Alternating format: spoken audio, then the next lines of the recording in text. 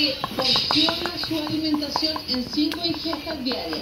¡Ay, qué pasa! ¡Ay, qué linda, qué linda! Es muy importante decir que además practica todos los días un mínimo de 1 hora de actividad física. Mira, esa que nada más voy a sacar de la... Una de las cosas que evita que tú tengas masa muscular, por ende que quemes más calorías durante el día, el cortisol, cuando te sube el cortisol es porque estás muy estresado. Una de las cosas que yo me acordé investigando esta semana es que cuando tú pasas tiempo sin comer, te sube el cortisol. Entonces, una de las maneras de bajar el cortisol es comiendo varias veces en el día. ¿Te ha pasado que cuando no hay comido te sentís como mal, como estresado? De repente viene la comidita y baja el estrés. Por eso finalmente ¿Eso sube el estrés?